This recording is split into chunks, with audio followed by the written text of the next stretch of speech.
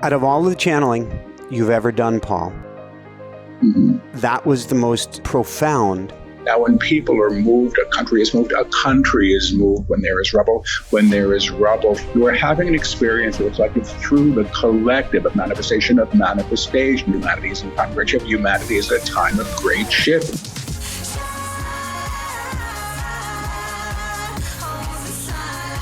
Hi everyone, welcome back. I'm Michael Sandler, your host on Inspire Nation. If you've ever wanted the highest level guidance on where we're at, why we're here, and where in the world humanity's going, then do we have the Book of Innocence show for you. Today I'll be talking with Paul Selig, my all-time favorite spiritual author, channel, medium, and guide, about his latest channeled work, The Book of Innocence, and what it means for all of us. So welcome back to the show, Paul. Are you ready to shine? I'm ready. Thanks for having me. Well, thank you for being here, a mighty woohoo, and we'll get there. But I guess this isn't the latest book. But before we go there, please forgive me for asking, what have the guides told you about Maui? Well, I was channeling during it, which is beyond my comprehension now. And, you know, I don't get direct commentary generally on current events, but what they've been talking about for some time is the level of shift that we're in, and that what we're seeing here, we're probably going to be seeing elsewhere as well. And some of this has to do with our level of accountability to our own choices. I mean, Maui, you know, on very practical levels, had infrastructure that wasn't being addressed, you know, thoughtfully or mindfully and historically. And it was a horrible, horrible thing to experience here with my neighbors. I'm on the other part of the island, and we were fine. But it was an astonishing event and mind-blowing, and I do think it informed the dictation of the book that was coming through during that period of time. So I'm not going to go right in and channel on the guides, as I said, and they haven't given me a statement. They channeled on it in a live event in Berkeley, which was several days after the fire when I was there. And I don't remember what they said, but I remember about a third of what comes through me. So I'm sorry if I can't offer you something usable on the fires.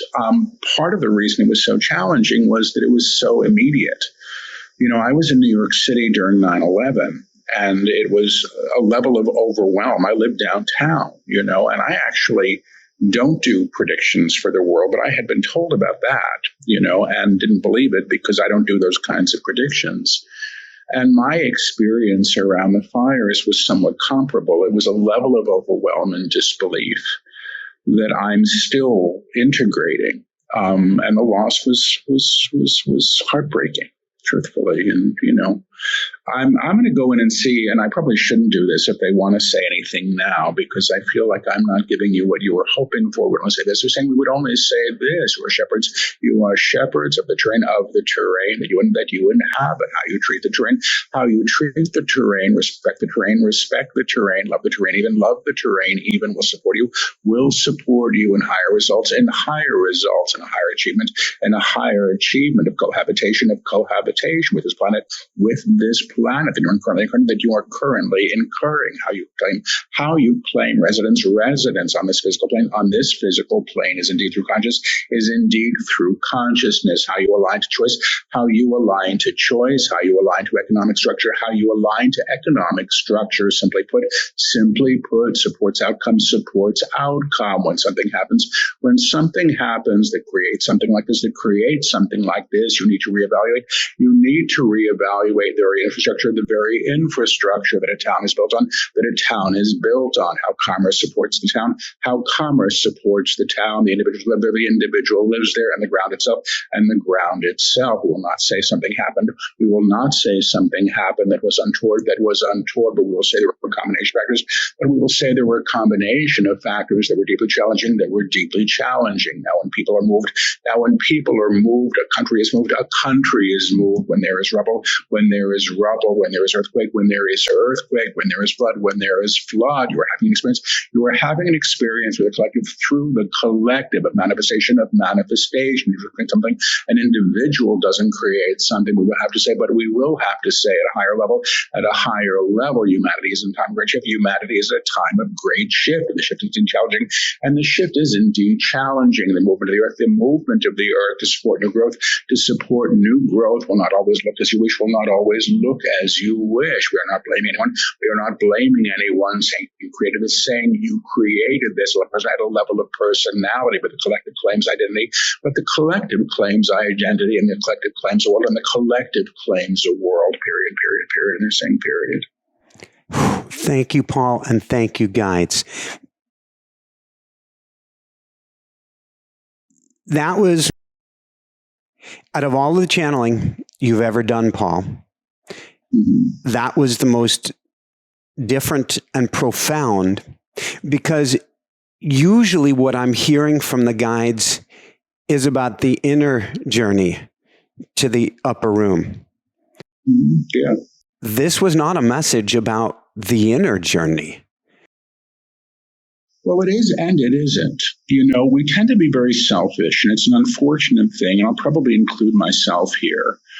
The New Age thing, I created this, and how do I get what I want through this, and how can I manifest what I need?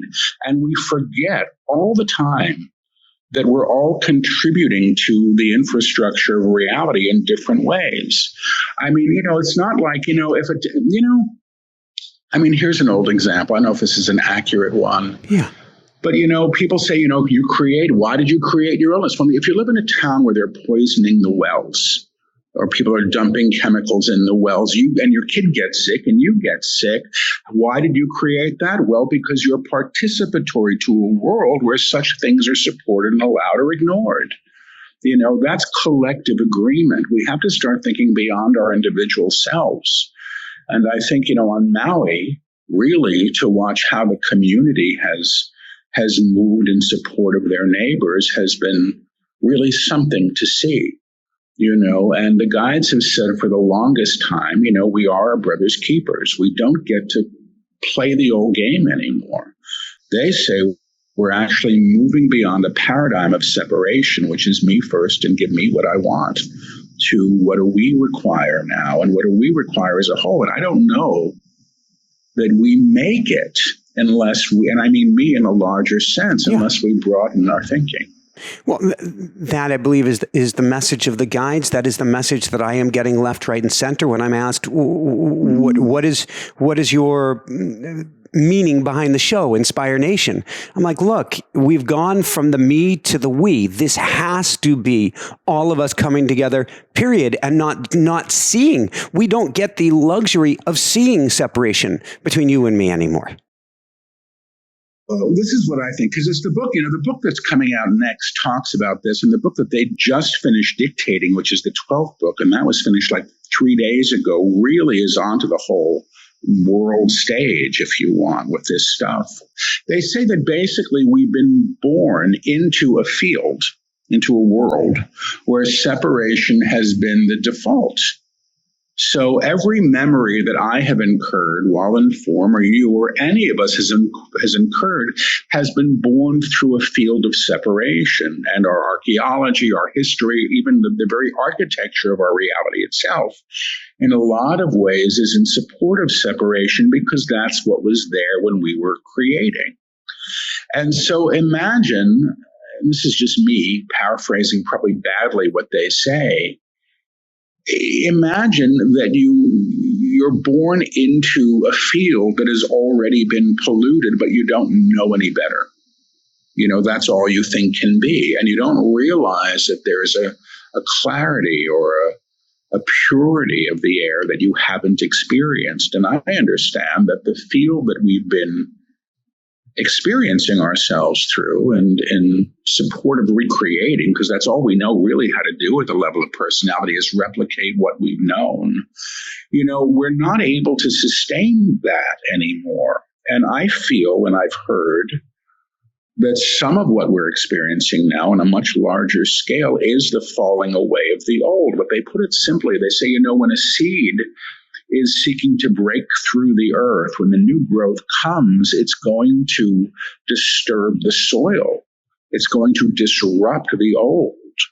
And I expect, if what I'm getting is accurate, that we're going to be experiencing a whole bunch of this stuff. The guide said in the very first book, I Am the Word, which was dictated now 13 years ago, they said, humanity is at a time of reckoning, and a reckoning is a facing of oneself and all of one's creations. And I think that actually also implies structure, and if you have structures that favor some and discriminate against others, if you have, ways of creating commerce that are exclusive, I think these things have to be reseen and not fixed, because I don't know that this is about fixing anymore. I do get that it's about reseeing and reknowing. The claim of the new, which they guides are working with, is the claim, behold, I make all things new, which they say is the divine self perceiving its own creations. And in that claim, things can be altered and will be changed. Thank you. I'm going back to Lahaina, and the first question, there are many that come up with this, but the first question is, if we get to re-see things anew, and if all we know is how to replicate what we've known, then it's terrible, but it makes sense, but it doesn't. My heart says it does not make any sense. This is a leveling of the known to allow in the new. It is a leveling of the known. And if I go back, Lahaina was the capital of the Hawaiian Kingdom. And the Hawaiian Kingdom, which still lives, we can talk about what that means, but it has been through a lot. So the question is, why is the reknowing of what was old and what will be new coming through? And we're going to use the word that is the name of the title of the book that we're talking about, coming through to the innocents. The question is, why is it leveling of what seems to be innocent people? Well, you're talking about a very specific event, and we've had events like this on our planet for an infinite amount of time. This isn't new. The circumstances that perhaps created this, and I'm not highly political, and I'm not investing in conspiracy and any of those things, but in practical levels, we had hurricane force winds, and we had down power lines, and there were fires all over the island going off. I was housing people here who were moved out of Kula, which is where I lived, because that was also on fire. So, it was a crazy experience on every level. And I don't want to use this as metaphor. I think that to use this as metaphor is actually to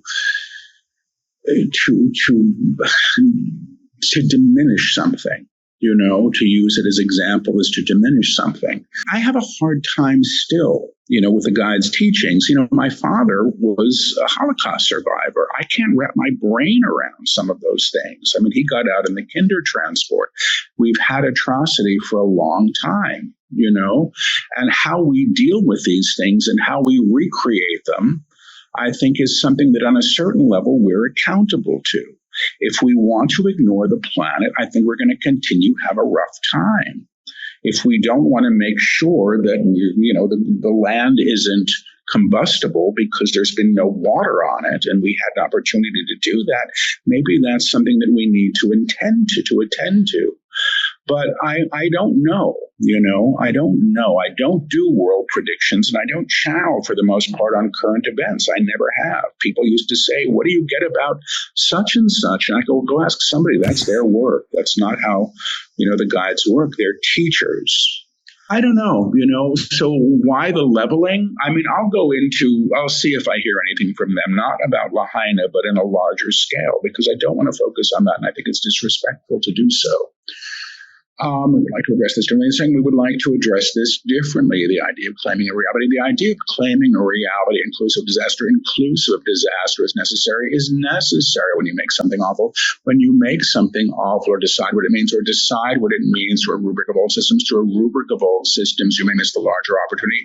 You may miss the larger opportunity that may be offered, how you treat the land, how you love your neighbor, how you feed them when they need them, how you feed them when they need it, and provide shelter as required, how you care for your world. How you care for your world must be inclusive. What happens must be inclusive of what happens. Those of you who decide the world should stay as it was, live in your bubbles, and pretend that your neighbor isn't suffering, will have a harder time in the times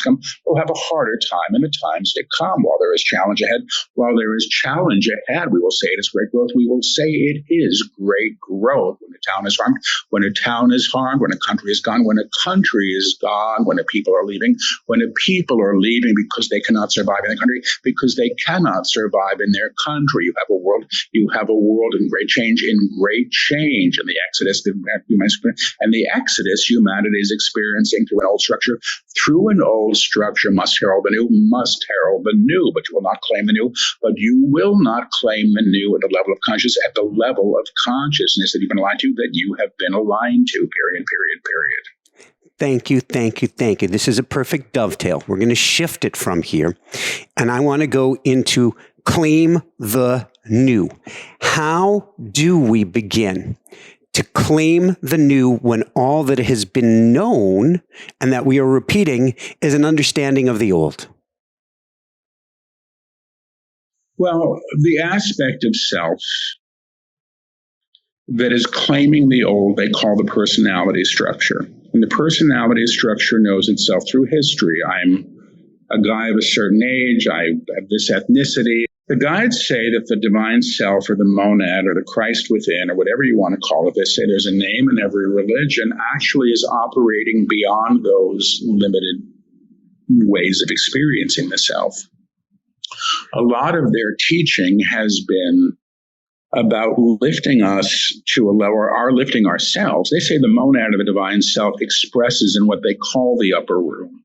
It's not some place that you go to hide out from reality. The aspect of you that is the God within already expresses at a level of consciousness, or they will say vibrational tone. And a lot of the work that they've done has been moving us to that level of vibration. But they say what happens at that level of vibration is rearticulation, or the realization in form and field of this aspect of the divine. The divine comes as each of us, all of us, everybody, not just those that are special, but everyone. At this level of consciousness, the world is changed because you're not abiding in fear at that level of tone. You're not doing it. Fear, they say, doesn't really transcend to that level of tone and vibration. You can have it, but you've got to go back down to the lower tier. And they say at that level, it is the divine self that is reclaiming itself in manifestation, if that makes any sense. If you think of the simple idea that God sees God, whatever God is, sees God in all of its creations because it's not operating in separation. They basically say that the amplitude of vibration is lifted through the encounter. So one of the guides claims, in most all the books, they started this one, I think, in the third book, the claim, I know who I am, I know what I am, I know how I serve. They say how one serves is how one is most fully expressed as the true self. And people can work with that at whatever level they want. I want to be a practitioner of this. I want to have this kind of spiritual life. But that's not really what it means. What it means is how you are expressed as the divine self, and that is your presence in being. And they say at this level of tone, presence in being is what lifts what it encounters.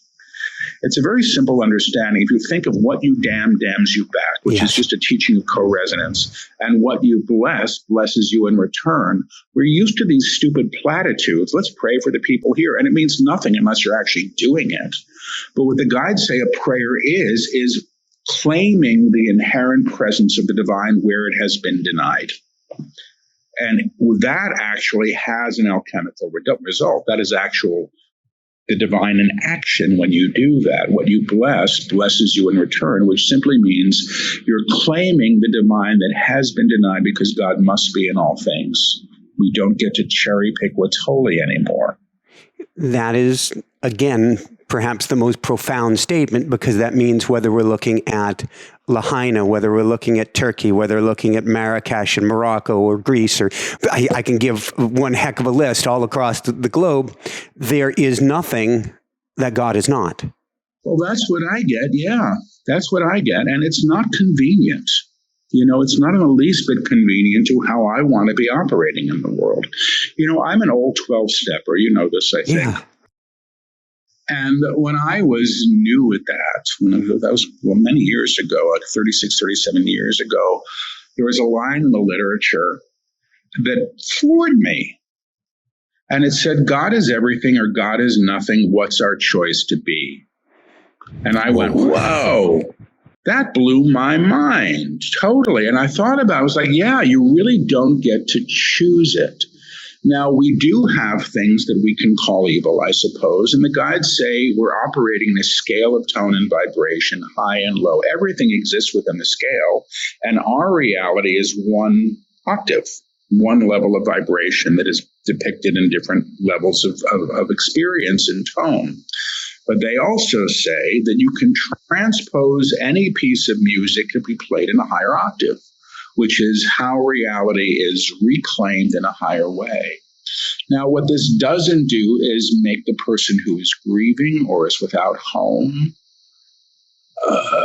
it's not terribly comforting. I was essentially homeless in my mid-20s after I got sober. It was a rough period. I've spent more time recently looking back on those years going, how did I make it except through the kindness of people who let me stay with them, and gave me shelter and made sure I had $20 to get around once in a while.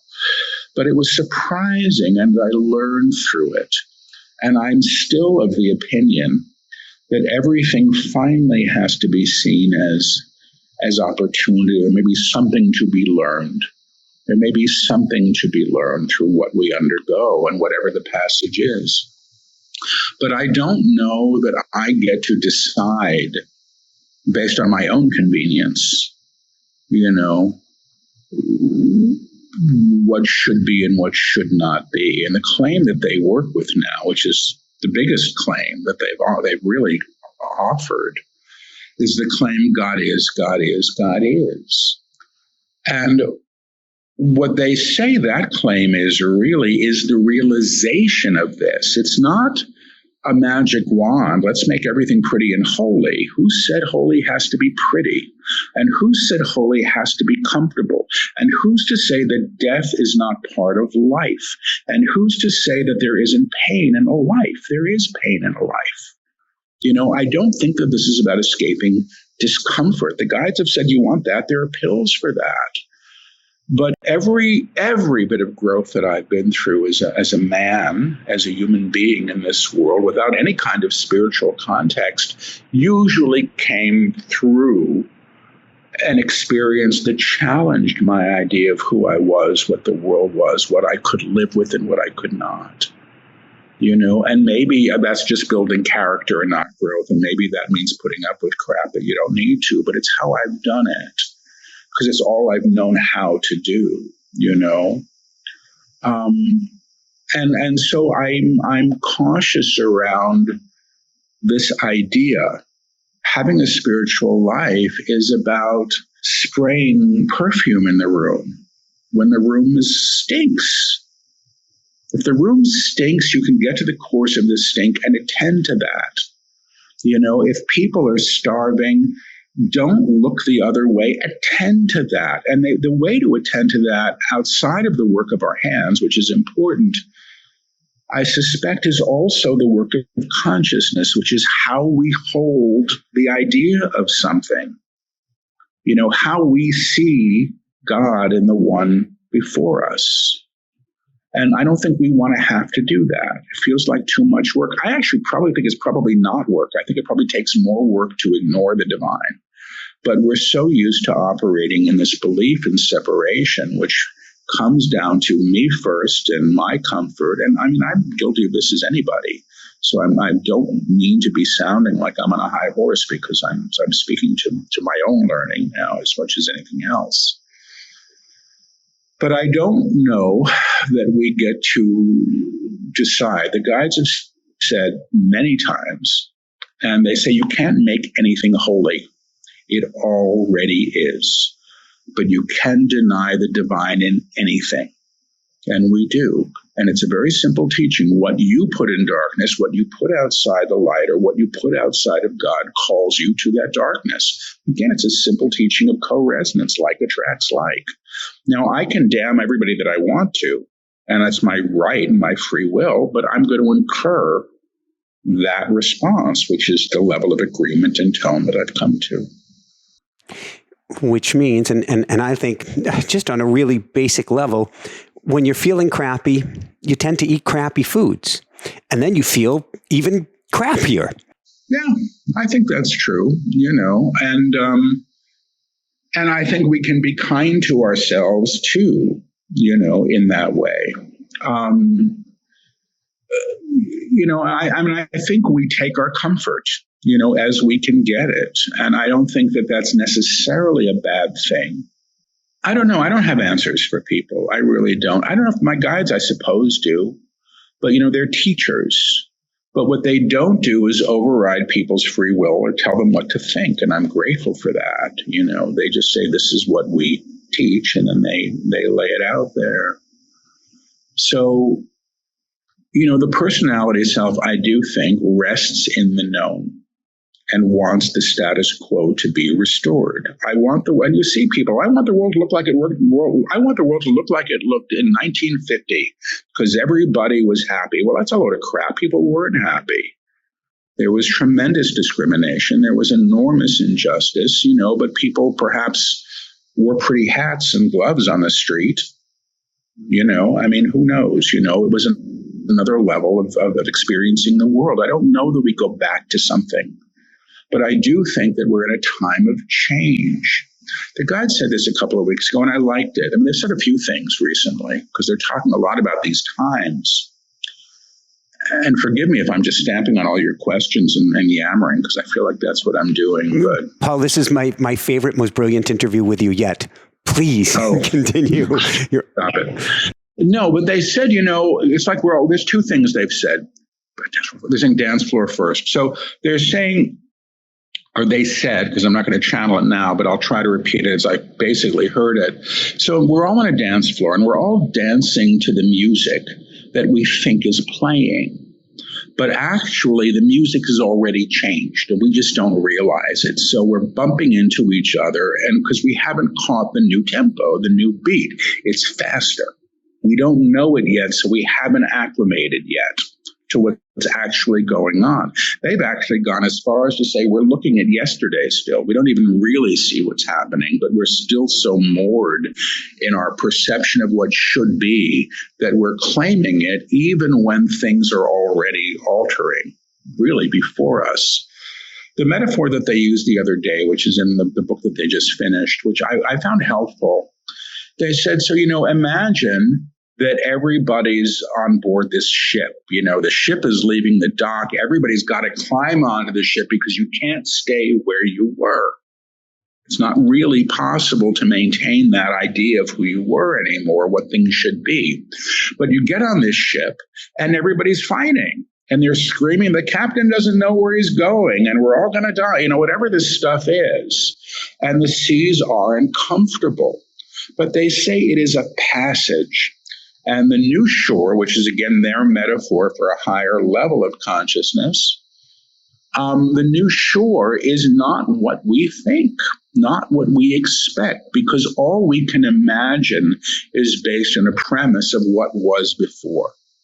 I mean, when they're teaching now, and I'm challenged by all this stuff, they're literally saying you move to a level of tone, your senses are altered because your senses have to acclimate to what expresses beyond the lower field.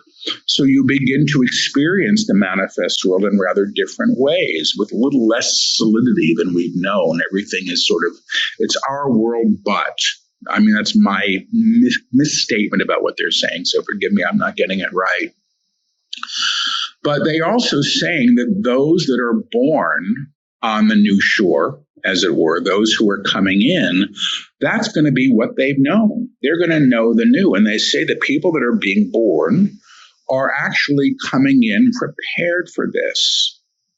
You know, they said in the very first book, and I don't remember the quote, although it's been like in my email tagline for 100 years, like, you are the first in a generation of conscious beings.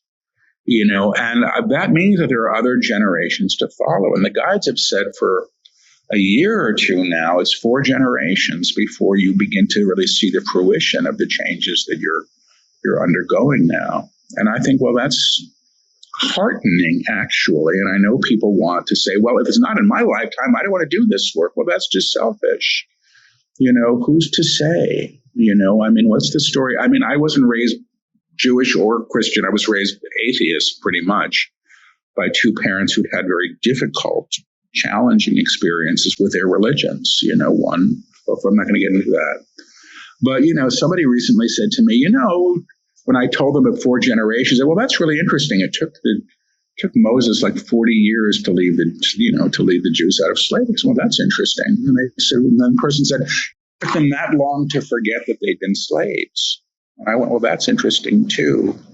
And so the bias that we hold through separation and the world that we've claimed through separation may need to be reseen in a much different way, in a way that perhaps we're not quite capable of, because all we have known has been grounded and established through this belief. And when I was young, 25, and I first had an experience of what I would call God at that time, after a lifetime of not believing there could even be such a thing, it was really mind-blowing, because it meant to me that nothing was as I thought it was. Can you share what happened? Well, it was a series of things that happened. And I probably have told this story before. You know, I had begun praying for the first time, and maybe a second time. I think I prayed when I was in graduate school, but I didn't get thrown out or something. You know, I think that was, and I forgot about that. But I think I prayed at the end of my little extended career of drinking and taking drugs too much and too frequently. And I was in a hotel room in St. Paul working on a project there, and the Gideons leave these Bibles in a drawer, and I took it out. Because I think I didn't know where to get drugs in St. Paul, you know, and there probably wasn't a place to order pizza, which is my other thing. And it said prayer for people in crisis. The Gideons, like, prayer. I thought that was nice. They said, for me, prayer. I knew I was in a crisis. I wasn't naming the crisis. I didn't even know really what it was. What I did know is that whatever had been wrong, and been wrong for a long time, wasn't getting better. And whatever that was about me and how I felt about my life and my world. And I said the thing, and I forgot about it. I meant it too when I said it. I said the prayer, and then I forgot about it. And 3 days later, I woke up, I was back in New York, and I asked myself what I could do the next day, that day that was positive, and I heard the first voice telling me what to do, and I did it, and I didn't drink after that, you know, which was a big thing for me. But the awareness of spirituality at that time felt like enormous permission. Like suddenly there were people saying, well, you're allowed to believe in this. It may be able to even help you. And, you know, that was the antithesis of how I've been grown up, snickering at people who believed in things like this. But I think my heart was so willing to, and had a longing, you know, and people have said, you know, that longing in the heart for God is God's own longing. I don't know what it was. But the process of spiritualization for me in those early years, because I was just out of graduate school with an Ivy League degree, and I was basically completely dysfunctional. I'd had something like, people said it sounded like a spontaneous Kundalini awakening at that time, at 25, and it was a big experience of energy, and I started seeing lights after that, but I didn't integrate that thing. I didn't know what was going on. But I knew at a certain level, and I was given enough signposts along the way, and they were very remarkable signposts to remind me that I was where I was supposed to be in my life and in the world, even when it didn't seem that way. And so it was in that period that I went, wow, it changes everything, because to live in a world where there's no such thing as God is very drastically different. And this is not about religion. I'm not a religious guy, truthfully, at all. But I do think that the part of us that longs for this connection can be met. And some of that does have to do with the willingness to let go of who we think we are, or even, and I still go through this, what God's supposed to be, because I don't know. The guides say you can't know the entirety of God. It's too vast, but you can know the whole ocean by stepping into it and swimming in it. That's how you'll know the ocean as a whole, by being in it. And they say that's how God basically is. It's in and of all things. I go from there. Thank you so much for sharing, Paul. I go from there and I'm looking at, and I don't have a political bone in my body, but I look at a presidential election where you've got the oldest going up against the oldest. And it really seems like a last breath of an old way of being. And it's being brought right in front of us, I think, so that we can. I think all of these systems crumbling are here to show us this all has to fall away so that something new can be born. I am of that belief, not just about this. I wasn't even thinking about this, but in everything, and I tend to think that we tend to go to what we have and try to build from there. And sometimes, it's always going to carry the seed of the old. But the guide said recently in a lecture, like last week, all of these structures, when they were first created, had a reason for being and were useful. I said the first bank was some hunter dropping his purse with somebody else while he went into the forest, and the person who was holding the purse was the bank. There wasn't anything wrong with that, but it's what's happened with it and how we've overlaid these things and what we've claimed them. But the thing is to remember, and this is what we don't want to do, is that we're in coherence or co-resonance with these structures. The guides say as long as you're seeing it or can think of it, you're in vibrational accord to it. And that's interesting because your consciousness is informing these structures.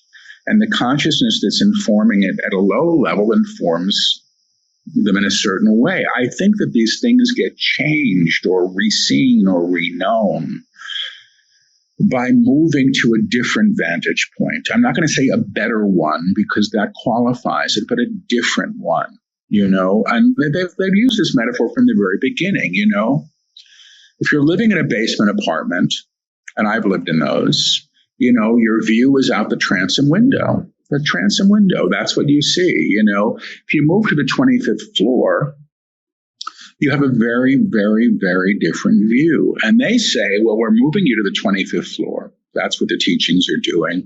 And then you're there on the 25th floor, you're looking around, you go, well, where's my mother's brooch? And where's my ex's love letters? And where are all those bills, And you run back downstairs to the basement and try to bring all your baggage up with you. And honestly, you don't get to, And that's why we keep going back downstairs, because we're used to what we've known and what our creations have been. And I think these things can be integrated, but I think it's part of the challenge. Thank you. Would the guide say that we are making it harder on ourselves to see the world anew? I don't know. I think we're probably doing the best we can. I think it just doesn't occur to us. I don't think it occurs to us really that things can be other. The guides have said at a certain level, we're always getting what we expect. At a certain level, I think this is true collectively as well, individually and collectively. And so if I haven't known happiness, if I haven't known what it's like to feel loved or be loved, how do I align to that? It's a mystery. Do you know what I mean? And this is where I suspect going to the aspect of us that does know these things and allowing it to claim can be in support of this. But I'll give you a bad example from my life. I used to be very, very heavy. I was over 300 pounds. And you've been Maui-fied is the best way. Each time I look at it, Well, I'm grateful, but it's the day it's how I'm doing my best. But I remember in New York, and I was living in Chelsea where everybody was buff in those days. And I didn't think I was allowed in the gym. I didn't think they would let me in. I really didn't. Like, those amusement park rides, you have to be so tall to get on this ride. I just figured I was too wide to be allowed in. So I didn't go. I didn't think I could. Now, nobody was stopping me. Nobody cared when I finally did go. People couldn't have cared less. But I don't know that we're ever going to claim what we don't know that we're allowed. And the guides say manifestation, the first stage of manifestation is knowing that it's possible. It's possible. Nothing can be claimed until it's a possibility. And to know that something is possible is already to expand and to extend. And then you move to a place of reception where you can receive. Functionally, how would the guide say that we do that? Well, I think how they've described it is it's possible. You have to, first of all, something has got to be known as possible. And then you've got to decide that you can have it. Imagine you're going to the grocery store and you've got your little basket and you pass these. Oh, well, these are too expensive. I'm not allowed to have these. And you go right past them until you say you're allowed to have them. You're not going to take it off the shelf and put it in your basket. Why would you? When I was broke, there were stores I wouldn't even imagine going into. And it was actually a Louise Hay teaching back in those days when, I was reading that stuff. And she'd say, go to those stores and get comfortable in them. And I was horrified. I figured they'd throw me out. But now I can go where I want. I'm not limited in that way. But I didn't know that I was allowed. I don't know that we know that we're allowed. The third book that the guides wrote was called The Book of Knowing and Worth. It was a beautiful little book, but it was really all about how we get to have this larger thing but we feel that we've been precluded from it. In the book that's coming out now, the Book of Innocence, they actually take on the whole idea of sin in a really trippy way. And in a way that was really kind of a relief to me. But they say this aspect of the divine within us is without fear. And consequently, without this idea of sin, and all they say sin is the denial of the divine or the enacting on that, the subjugating of the divine to desire. What makes it trippy to you? Well, every book feels trippy to me, and I'm so caught up in the book that they just finished dictating that even though the Book of Innocence was finished, this time last year, it feels like 1,000 years ago. The idea that this aspect of us that is innocent and is already operative in union, already knows itself in union, that has not been sort of, I'm going to use this a horrible word that I don't mean to use, but like disfigured or corrupted or screwed up by ideas of separation, or I've got to get there first, or I'm not good enough if I don't look like this, or I have that, and all of that stuff that we do in this collective field that's, born in separation. But the idea that this aspect of us that is innocence can also reclaim memory. And that was a trip. And that doesn't mean you're like forgetting things. It means, and I can't say that I'm here yet, but I'd have to really go back to the book and look at it. But they talk about how, there is only now. And our idea of what was finally, and this is true at the level of the individual and the collective, is primarily born in supposition or a limited perception. My experience of my mother growing up was claimed through the identity of a child. My mother is now 88. She has dementia.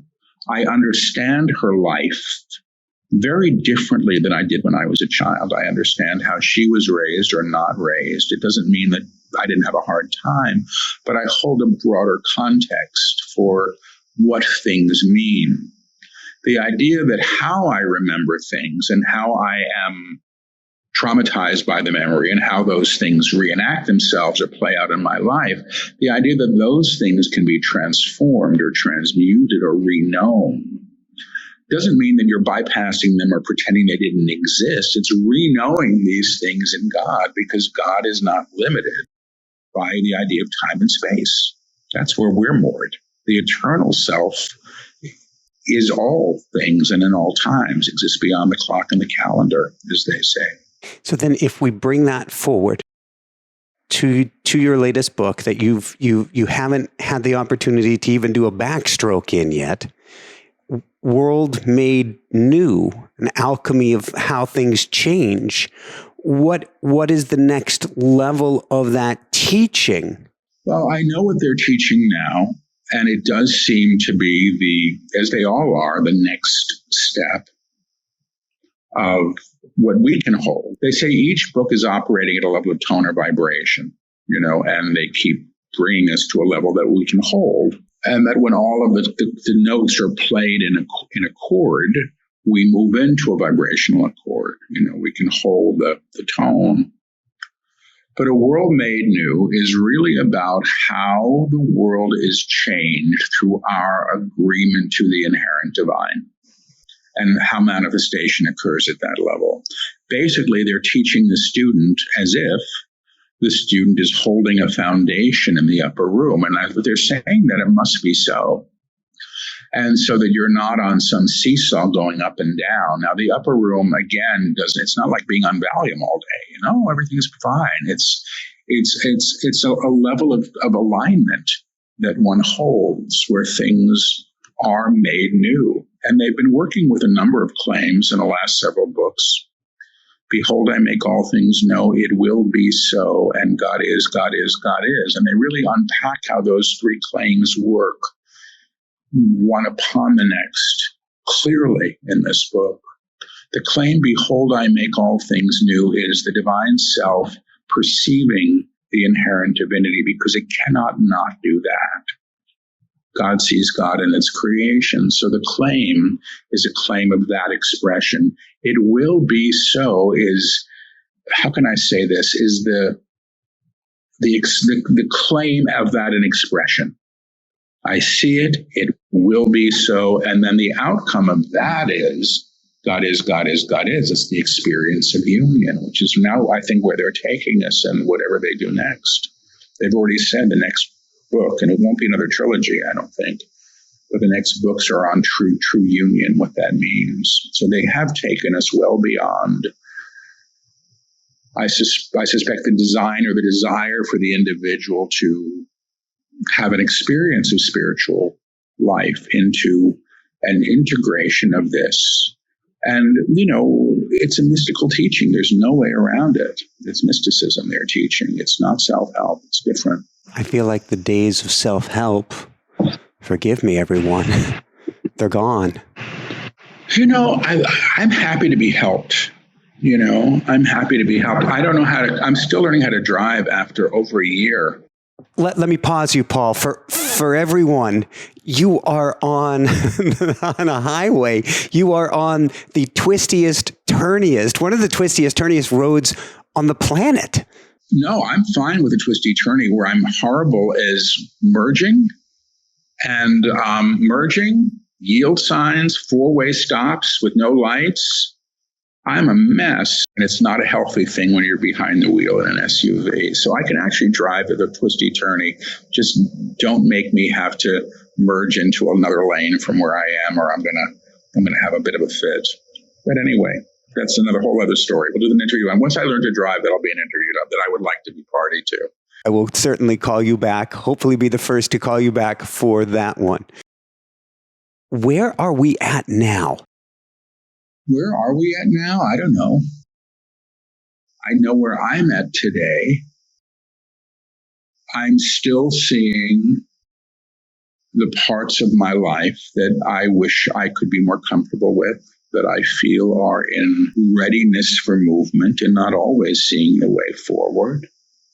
I see that I am, like it or not, part of a much greater dance that we're all participating in. And that even though I think I'm dancing alone, I am not. You live on an island where something like this happens, you're reminded of that. I think that the awareness, it's easy to find God or to decide that God is when you're getting what you want, or when you're not in pain, or when things are going your way. It's easy. But I don't know if that's when we're really growing. I think sometimes when we're challenged, we really have to understand that we're being given an opportunity to rise to a new level of recognition, perhaps action. I don't know. I don't know where I'm at. That's where I'm at right now, questioning a whole lot of things. I was out riding my bike yesterday and coming back from COVID-y something. I haven't defined it. We're told by the doc, virus. Okay, we'll call it that. Go out for a bike ride yesterday, and I pass a turn, and I go, oh, I'd like to take that turn. And I slowed down. This is a former pro cyclist. I tipped over. And as I tipped over, because I'm very dizzy lately, I point up at the sky, and there was actually a park ranger, I didn't know it, behind me, who kept asking afterwards, "Are you okay?" Pointed up at the sky laughing, because I know that there's a reason for this.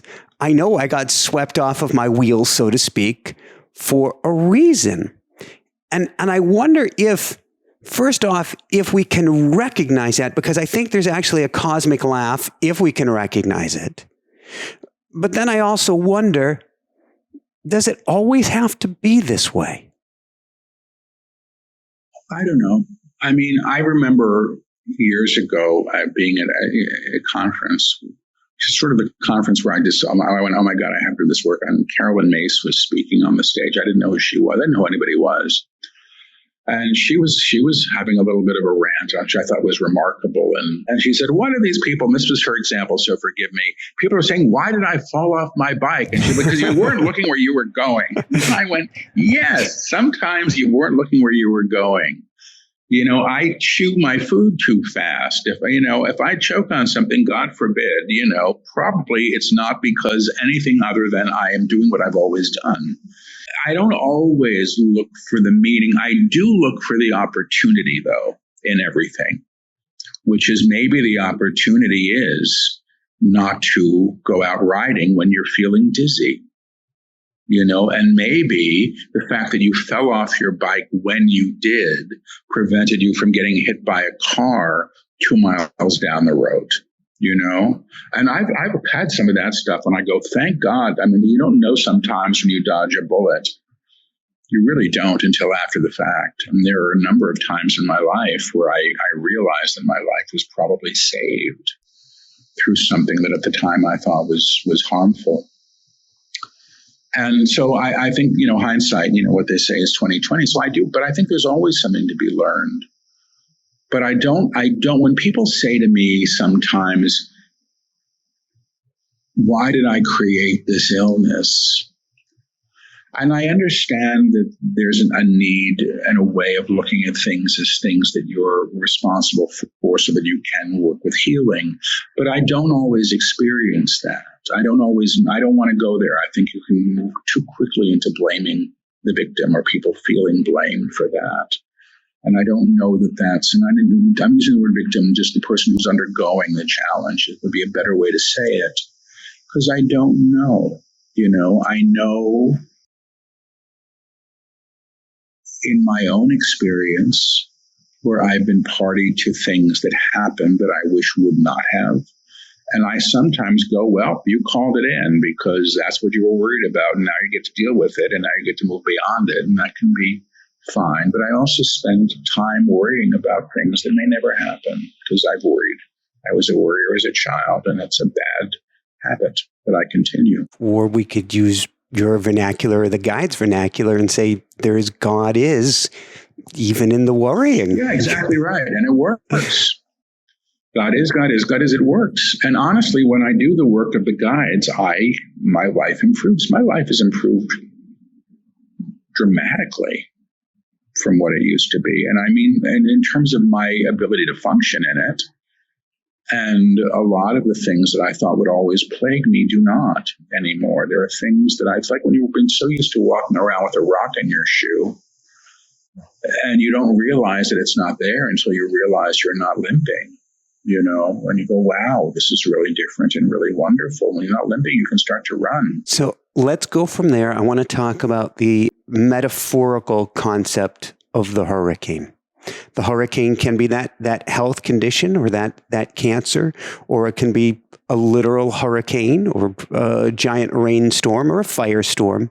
When we see the hurricane before us, or see the hurricane coming our way, how do we get to a higher state or help, or is there a way to think something else, I don't have the correct vernacular, into existence? I don't know how to answer that. I can't answer this question personally. I have no ability to answer this. I mean, they might be able to, and I have to see if they'll come for this.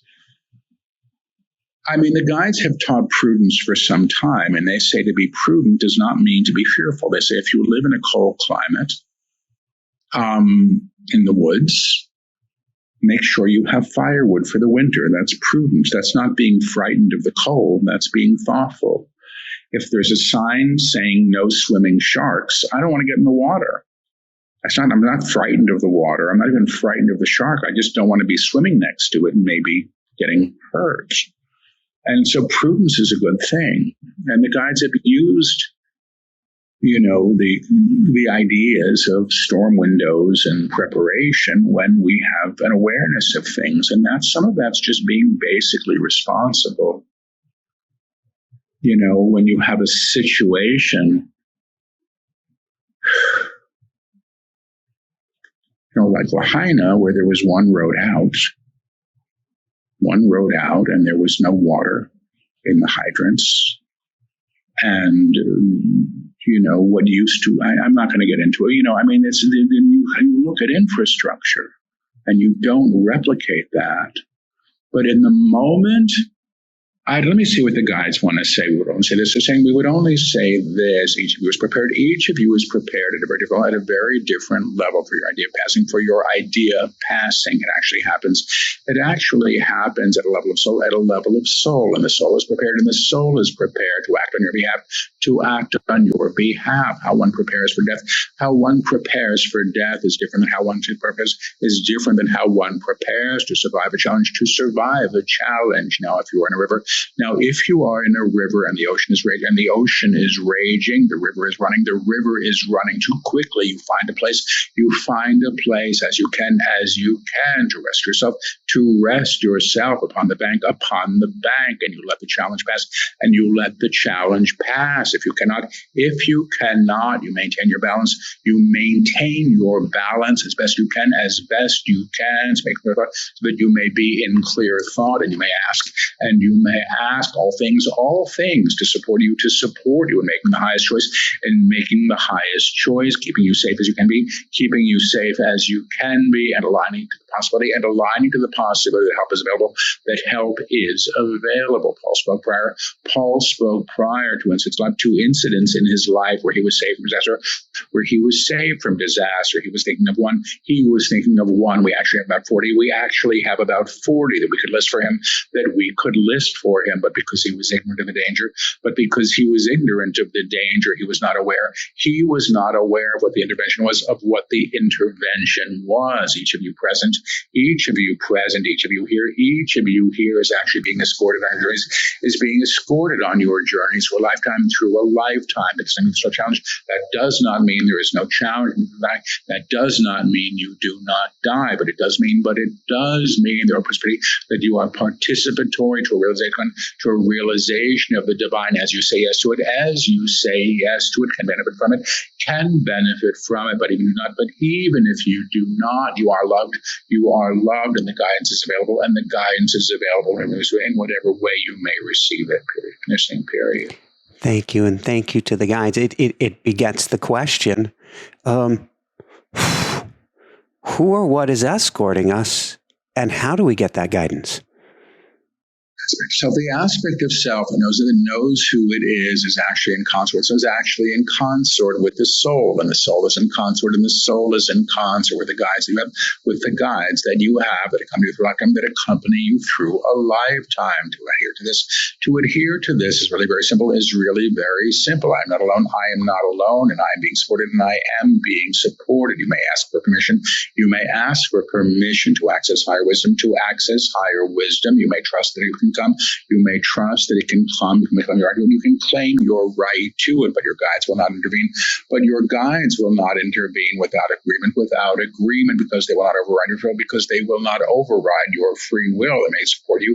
They may support you in your intuitive levels. In your intuitive levels, why am I thinking this? Why am I thinking this? This would be a good time to act. This would be a good time to act. Something tells me not to take the main road, not to take the main road. Something tells me not to go out on that date, not to go on that date. Something tells me I should be cautious. I should be cautious in this situation.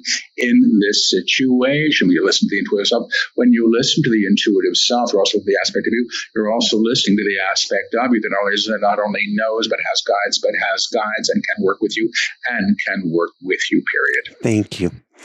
It begets the question, is there a warning or message from the guides for all of humanity at this time? I don't hear warnings from them. I don't, and they don't teach in fear. I don't get that. I'll ask if there's something that they would like to share with everybody. The idea of who you are is claiming your experience. If you want new experiences, support yourself in possibility, make them higher, that you may claim a higher ideal, a higher way of knowing, not better, but higher, not better, but higher, which means other, or differentiated from what you've been used to, from what you have been used to. When you trust yourself enough to move to knowing, I am in my knowing, I am in my knowing. I am word, a claim that you may operate with. You'll begin to support yourself. You will begin to support yourself in an awareness that is the true self, that is the true self, claiming you as an agreement to participate in the life you're living, in the life that you are living. When you shut off your knowing, you do this in many ways, and you do this in many ways. You have an independent experience, and you may learn that. You may learn from that as you wish. If you wish the connective self, to be present, please invite it to speak.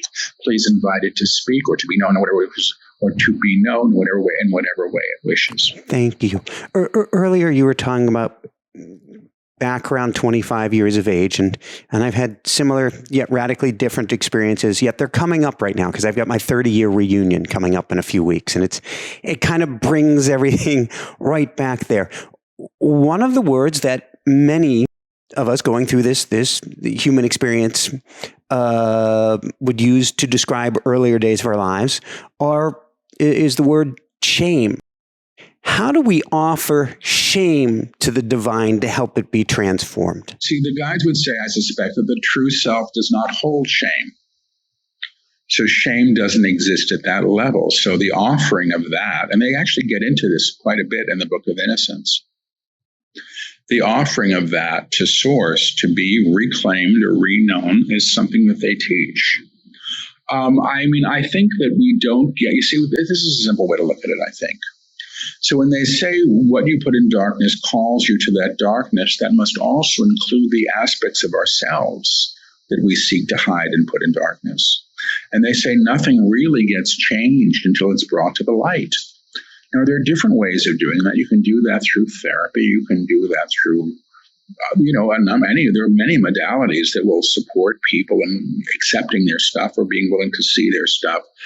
But finally, there's a claim that the guides use. They say, I'm in the upper room, and then they say, I have come, I have come, I have come. And they say that is the divine self announcing itself in its purview and its expression. But they say once you make that claim, you're actually supporting the reclamation of every aspect of the self to be moved to that level of tone. So that the light within you, imagine this, begins to express and reclaim all the aspects of self that have been held in shadow. It's not a comfortable process. I know it. I channeled a book while I was in the midst of that, and I'm not saying that I'm done, but I went through a whole bunch. The book was called Alchemy, and that was a pisser to live through. Why? I was channeling on the road. The book was done in front of audiences, and I was basically having a quiet meltdown through the whole thing. My relationships were feeling challenged. Who I was challenged. All my fears were up. There was a lot going on, some of which I'm not going to talk about, but none of it was comfortable and easy. I was also in my Saturn return, which I didn't even know.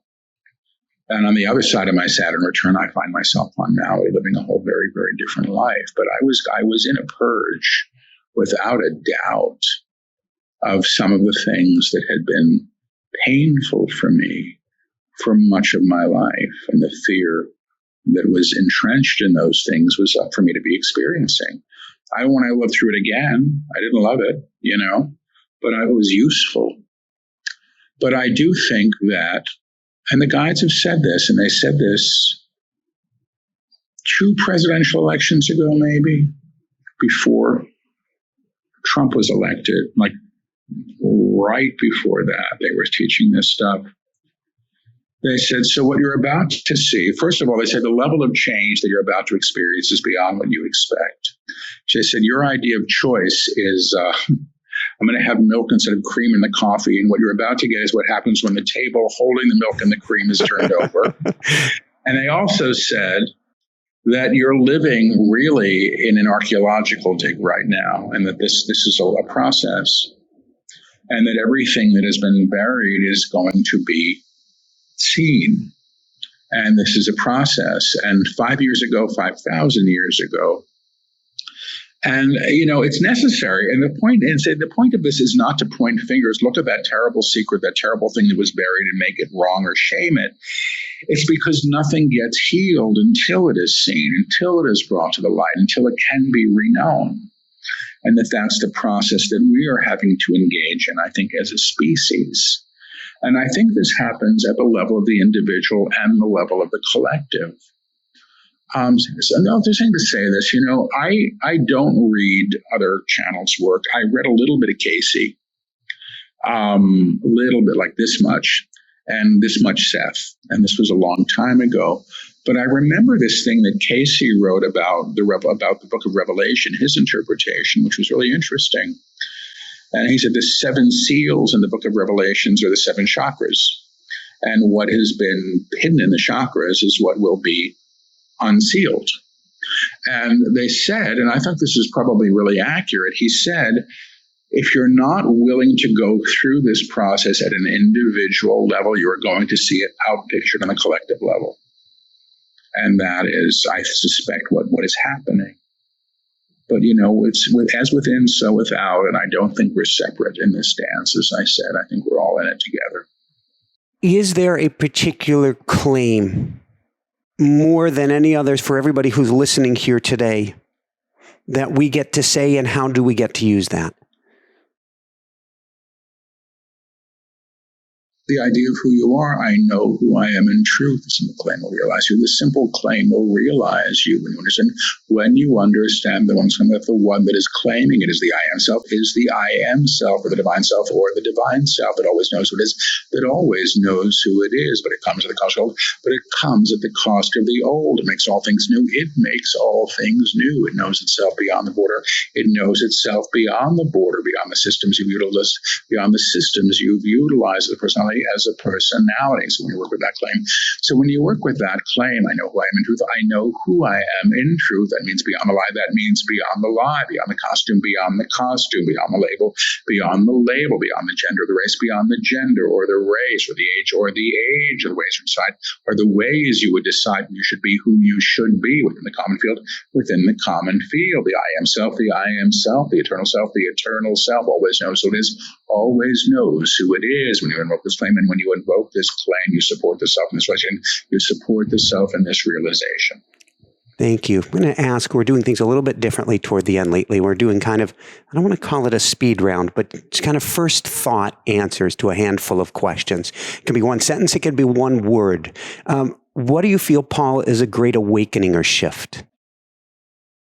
A new thought. I like it. What do we need to know to make it through this time? Trust. What is the most important thing for us to change right now? Fear. What makes you, you're really good at this, Paul, what makes you so confident we'll make it through? I mean, they're saying this, they said humankind has decided at a higher level that they're going to make it. We're going to make it. We have to move to a level of consciousness as a species where war is not an option. But because we've known it since we've been around, we've been throwing rocks at each other since we could pick up rocks. And when we move to the level of consciousness where we don't do that anymore, the idea of war isn't just, the idea of peace isn't just this temporary cessation of war. It's a level of consciousness and being. Thank you. What is the one most important thing that you can recall you've learned recently? Well, they just said this to me, so I know that I don't know who I am. That I don't know. And you're chuckling because that's a good thing. I don't know, right? I don't know a lot right now, really. I'm in the same camp, Paul. I know so much less today than yesterday. What do we need to know for, and it's the irony, Hannah's generation and all of the kids for today? That life is ongoing, that life is eternal, that life isn't just the body and isn't just the interaction of the moment, but all interaction, all experience at all levels and at all levels of tone.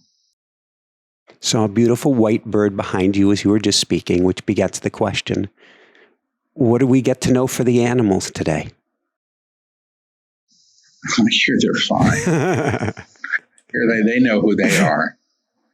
They're not stuck in this stuff. Thank you. And the last one of the speed round, which is, what action can our audience take to help humanity evolve? Let people be who they are. Stop trying to change people to be who you think they should be. Your prescription is harmful. To bless them as they are, to know them as they are, to know God as them, to know God as them. We'll bless everyone. We'll bless everyone. Yeah. Paul, how would you say, bringing it full circle today,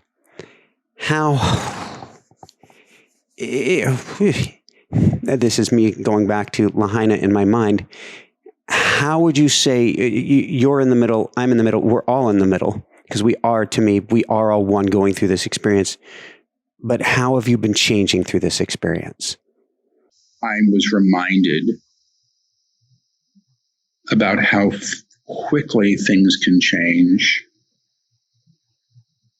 and how, the idea that just because something has always been does not mean that it will be. If people are moved to donate, there are organizations that are helping people, who are affected and displaced by the fires. Good ones, do what you can. I mean, it's shown me that I can only do what I can do, but I can. I don't know. We got a button going on it started with, we collected over $10,000 from our audience for the Maui Humane Society. I like that you said the animals are fine. Wonderful. And we'll have a button on this show, and we do on every show since that took place. I think with one exception, a button now so people can donate, because I feel like it's just do what you can. Do what you can at this time. Mm-hmm. Yep. Paul, where can people go to find your work, to find your books, to find your classes and everything you have to offer? my website, which is just my name, paulselig.com. Everything's up there. Calendar of events, online, live events, books, transcripts, lots of good stuff. Beautiful. Last two questions for you, Paul. Last question is what, and I know I kind of asked this in a speed round, so not a one-word answer here. What's bringing you the greatest hope right now? I don't know that it's one thing.